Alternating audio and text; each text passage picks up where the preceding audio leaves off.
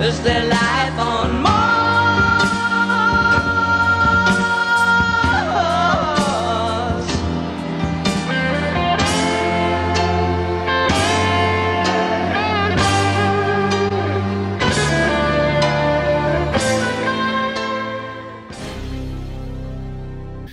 As you probably noticed, there's a Martian think tank. Well, it's an image that was beamed back from Spirit rover just before it terminated in 2003, I think. You know, it's caused lots of debates. You've probably seen it yourself and wondered what it is. Is it a pile of stones? What is it? Well, there's a lot of questions that can be answered with the help of Bob here, which is why I've done this whole Finding Bob thing, because it's a very big story and it's very much to do with Mars as well. So say there was a dimensional link between Mars and Earth, a tear occurred, because if Mars was positioned inside Earth, so to speak, but you know that's where they correspond. They're in separate spaces in the universe, but in terms of the unified field, let's say, they correspond in the same space proportionally.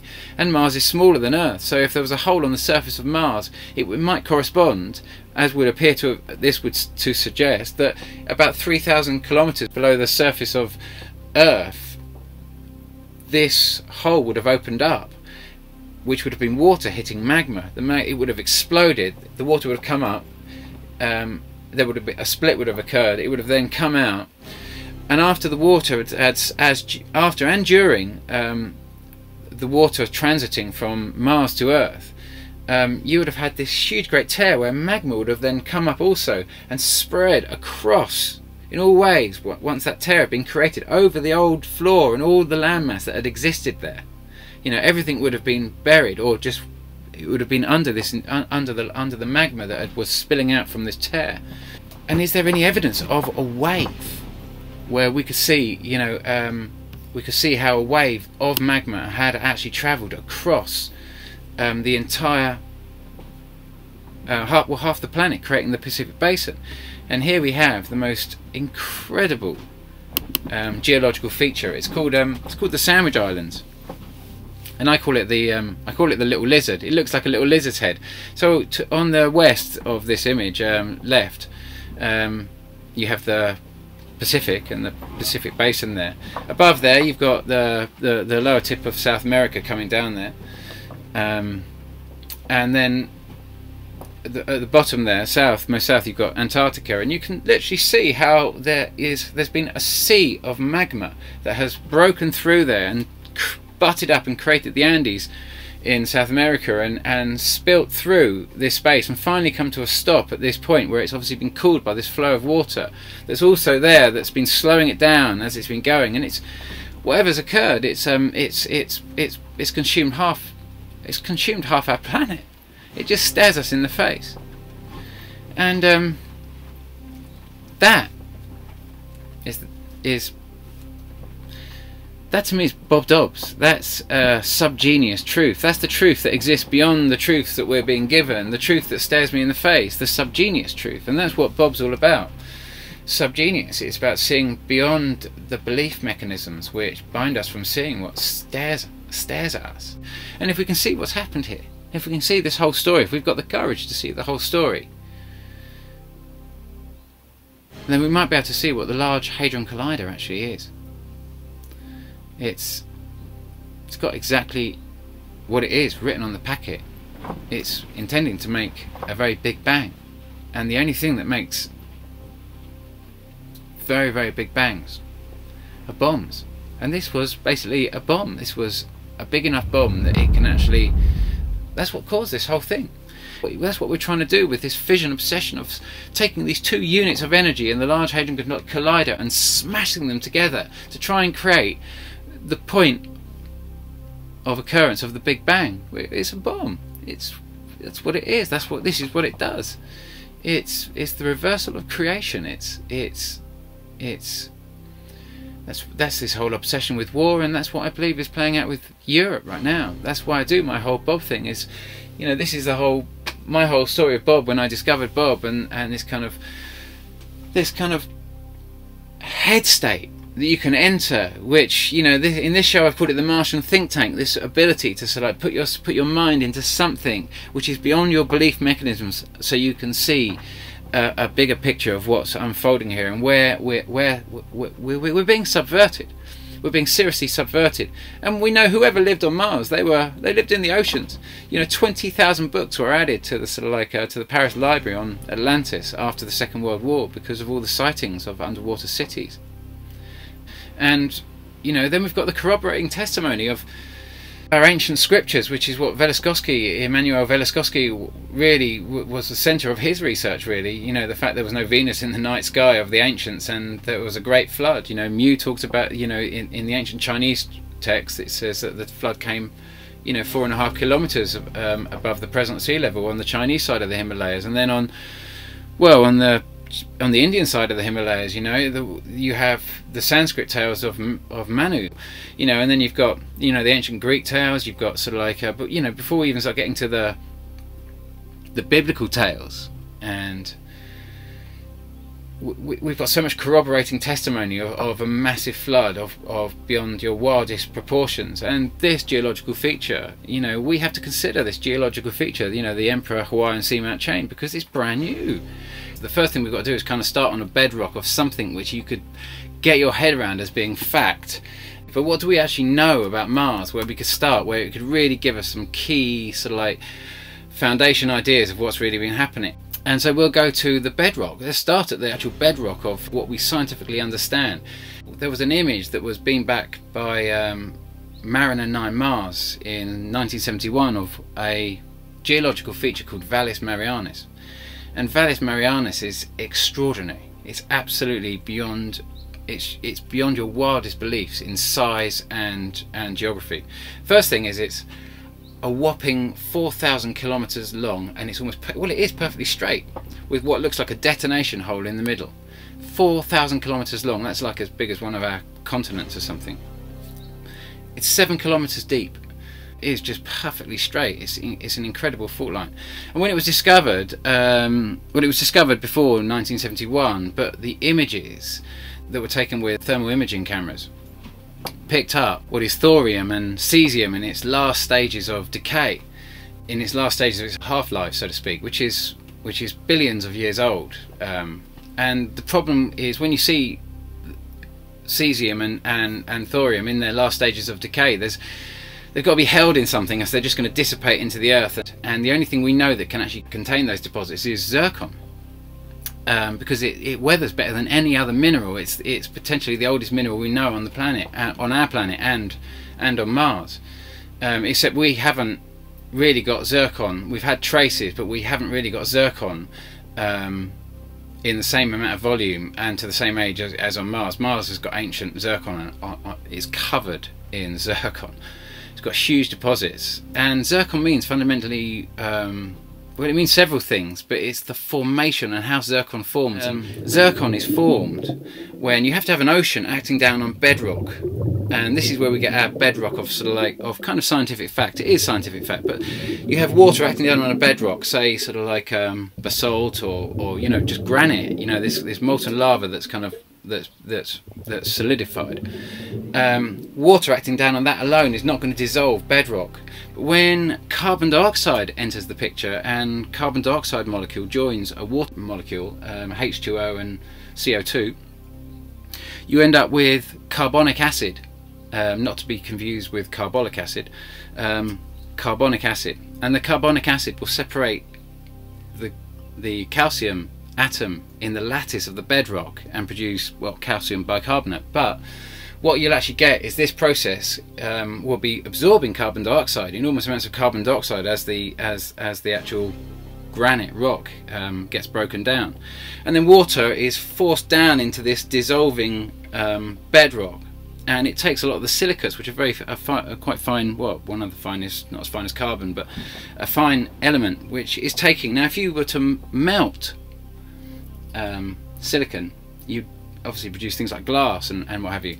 But when you've got the enormous pressure of an ocean pushing these fine silicates through this dissolving bedrock, and then you've got the heat, not from the core but below the actual crust is obviously molten.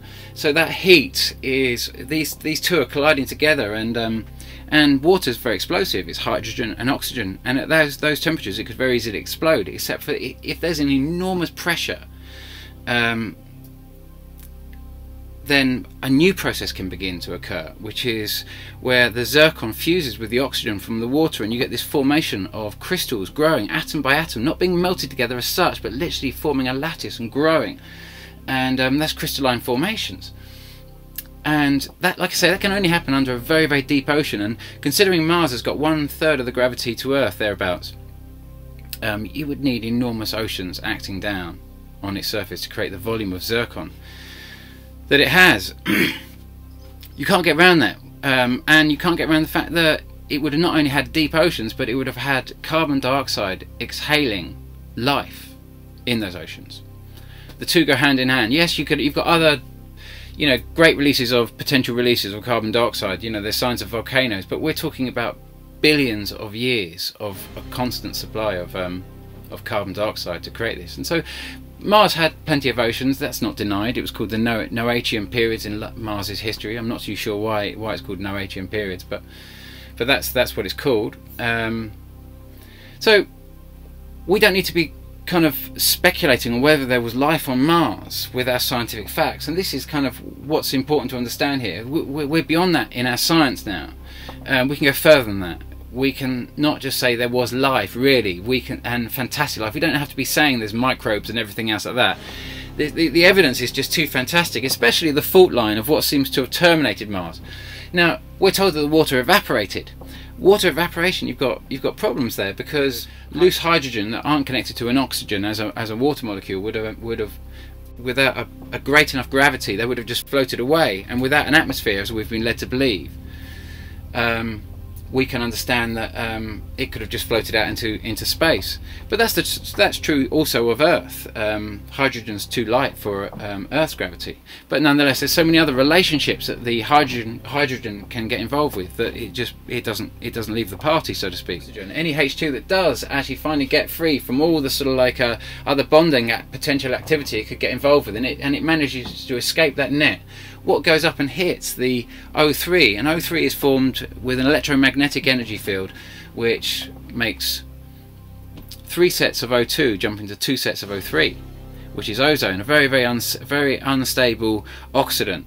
And you know, if when a meteorite hits O3, it would just get oxidized in nanoseconds. And so what would happen is the H2 would just hit that and get zapped immediately, become a water molecule, with its added atomic density would fall back to either Mars or Earth. And now we find that these stories that actually the atmosphere is a lot more bluer on Mars than we've been led to believe, and this is causing a bit of a stir, because that means the water didn't evaporate. Because if it's, I mean, potentially it's so cold on Mars, if there had been oceans there, they would have frozen way before they evaporated. But nonetheless, you know, there you have it. It's the oceans are gone. They've gone somewhere. We see on Earth where seas have evaporated, we see these very smooth surfaces that are so smooth you could be doing land speed records on them, and they do. You know, and you wouldn't be trying that on Mars. It's just it's torn to pieces. The terrain is absolutely torn to pieces. So where did the water go? Where did the water go? The water had to have gone somewhere. So you're looking, if you wanted to find where the water went, and you're willing to sort of open your mind to a kind of a dimensional concept, you know, and we can open our minds to dimensional concepts again with, you know, films like Pacific Rim and sort of like, and like I say, books like Matter by Ian Banks, and sort of like many other sort of books are coming out now. You know, The Northern Lights was another sort of book that was, and film, you know, Golden Compass was another great story about dimensionalism.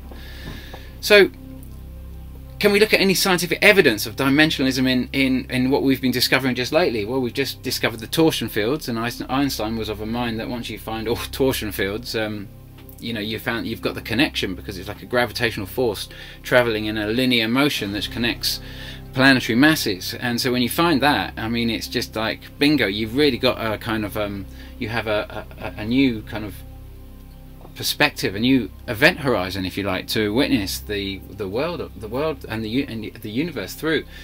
And then of course you've got you've had the discovery of torsion field, and then you've probably heard about the experiments with quantum entanglement, where we've separated the smallest particles. You've separated the electrons from the atom and the protons and neutrons, and we've broken those down into the smallest particles, which is what a big part of what the Large Hadron Collider is all about. And we found that when we separate some of these particles, what we do with one, the other one does exactly at the same time, without any lag, indicating that there's a unified singularity between these 2 points that exists beyond the space in which they seem to occupy. That there's a it's a bit like picking up, you say you had a projector and you were projecting 2 dots with a projector. If I picked up the whole projector, the 2 dots would simultaneously move. And so we found our link to a primary unified field in this discovery. It transforms our level of science. We should be jumping up and down and rejoicing, because it's kind of the concept of Indra's net, which was in many ways the cradle of Buddhism, where you shine a light upon a cut ruby and it shines out everywhere, and that is all the history and everything. But actually the entirety of it exists, you could say, in the beam of light, but actually it's the source of the beam of light, which creates this kind of like multi-beams of images. And actually, ironically, multi-beam, that brings us straight to, where did the water go? So multi-beam, we look at this picture of the Emperor Hawaiian Seamount Chain, which before 2001 was simply the Emperor Seamount Chain. I mean, apparently our governments have known about the whole line of underwater volcanoes, they're called seamounts, that link the 2 biggest volcanoes on the planet by a single event. At the bottom down here on the location of Hawaii, and that's the location of the largest volcano in the planet. And then the second largest, the largest in the northern hemisphere, is on the Kamchatka Peninsula, which is this arm that just drops down from Russia. So we've got this event that was picked up ironically by multi-beam, but actually beams of sound that are sent down to the floor of the ocean, and then received by receiving ships that construct an image of the sea floor by this information. So you've got this image that we see here, and I mean it's incredible. It's like I say, this is 4,600 kilometers long.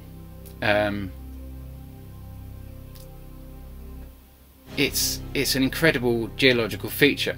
And then we've got the fact that the ocean floor, pretty much most of the ocean floor, covering most of the Pacific, apart from the Marianas Trench, which is obviously very deep, but that's a very small section. And apart from Hawaii and the Emperor Seamount Chain, you've got an ocean floor difference of about 2 kilometers thereabouts over the entire Pacific floor. I mean, how do you arrive to a place where granite becomes totally smooth nearly all over? I mean, how do you get to that unless the ocean floor was created in one fell swoop by a wave of magma that bled out from a single source?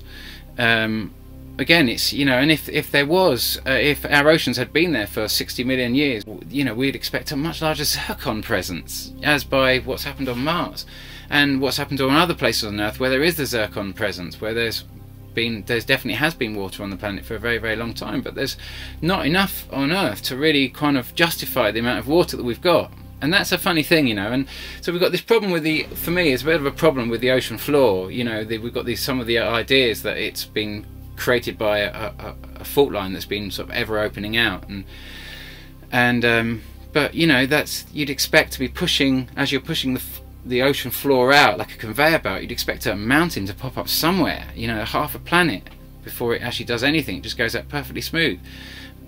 There's loads of, and then you've got at the top of this, the Emperor Hawaiian Seamount Chain, you've got what looks like a tail, almost like where to the left, going down from the Kamchatka Peninsula, you've got Japan and what have you, and then going off to the right, you've got, well, Alaska and British Columbia, and coming down to Canada there. And if you were to sort of consider some of the things that Gary McGinnon was saying, claiming that he'd found information pertaining to, that it was all about the Senkaku Islands, and about how, which sit right on the Pacific Basin, and China want a landmass on the Pacific Basin, which gives them access to the Trans-Pacific Partnership, and that's what this big dispute is all about. And And obviously Hawaii is like the most, it's got 80% of America's long-range missiles. You know, it makes the Pacific Basin the most protected place on the planet, when you would have thought America would be protecting American interests.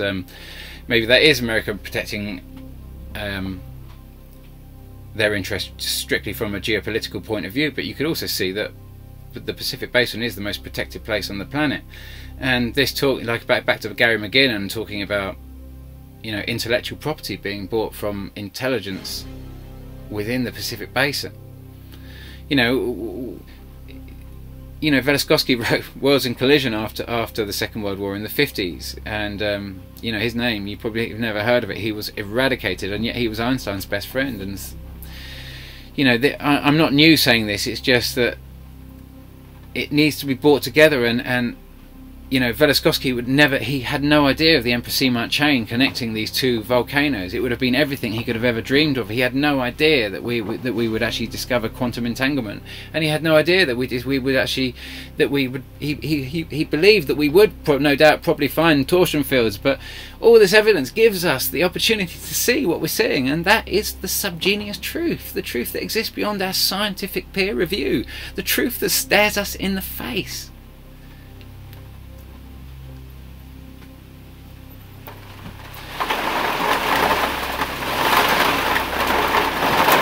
Rain. I feel like Noah saying it's going to rain, except that it's the other way around, guys. This is a play on our water. This is a very old funny thing that's playing out here, and it's an old game. You got to wake up and smell the coffee.